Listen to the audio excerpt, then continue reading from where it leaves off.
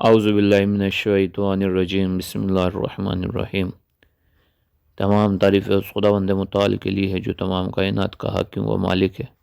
درود و سلام و محمد وآل محمد پر جو اس کائنات کی خلقت کا سبب ہے۔ آج آپ حضرت کی خدمت میں جس واقعے کو بیان کرنا مقصود ہے اس کا آغاز کچھ اس طریقے سے ہے۔ عامر شعبی کا بیان ہے، ایک شب حجاج نے مجھے بلانے کے لیے آدمی بھیجے۔ مجھے خطرہ محسوس ہوا، مجبوراً اٹھا اور وضو کیا، اپنے گھر والوں سے وصیت وغیرہ کی، پھر حجاج کے پاس پہنچ گیا تو دیکھا کہ حجاج چمڑا بچھائے ہوئے ہے اور برہنہ تلوار سامنے رکھی ہوئی ہے۔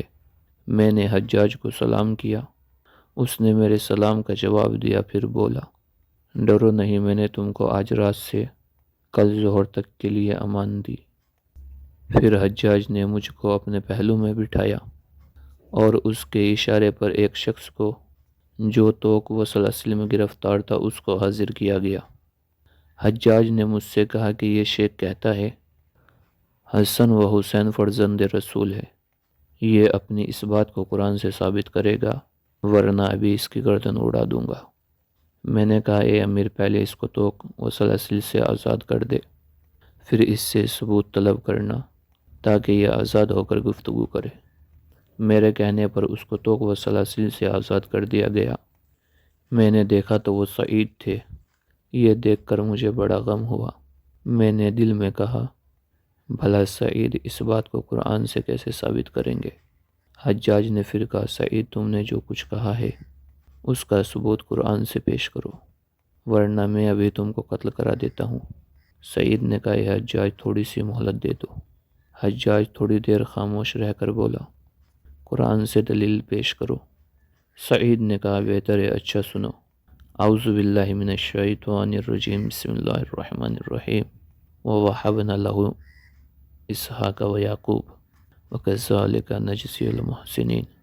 یہاں تک سعید پڑھ کر خاموش ہو گئے اور حجاج سے کہا، اب اس سے آگے ذرا تم پڑھو۔ حجاج نے آگے پڑھنا شروع کیا، وَزَكَرِيَّا وَيَحْيَىٰ وَعِيسَىٰ۔ سعید نے کہا، ذرا ٹھہر جاؤ، اب یہ بتاؤ ذرا حضرت عیسیٰ کا ذکر اس ذیل میں کیسے آیا ہے جبکہ وہ بغیر باپ کے متولد ہوئے ہیں؟ حجاج نے کہا، کیسے نہ آتا، آخر یہ بھی تو ذریت ابراہیم ہے۔ سعید نے کہا، اے حجاج، اگر عیسیٰ کا شمار ذریت ابراہیم میں ہے جن کے والد ہی نہیں تھے جبکہ وہ حضرت ابراہیم کے کئی پشتوں کے بعد نواسے ہیں، اس کے باوجود بھی وہ ذریت ابراہیم کہلاتے ہیں، لیکن امام حسن و امام حسین تو رسول اللہ کی طرف منسوب ہونے کا درجہ اولی حق رکھتے ہیں کیونکہ وہ حضرات رسول اللہ کے بلا واسطے نواسے ہیں۔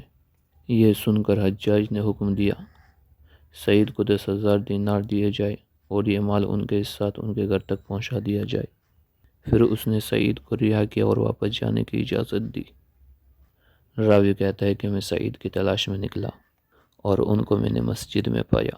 وہ دینار جو حجاج نے ان کو دیے تھے وہ 10-10 کر کے لوگوں میں صدقہ بانٹ رہے ہیں اور یہ کہتے جاتے ہیں، ھذا کلھا ببرکۃ الحسن والحسین، یہ مجھے امام حسن و امام حسین کی برکت سے ملا ہے، والحمدللہ رب العالمین۔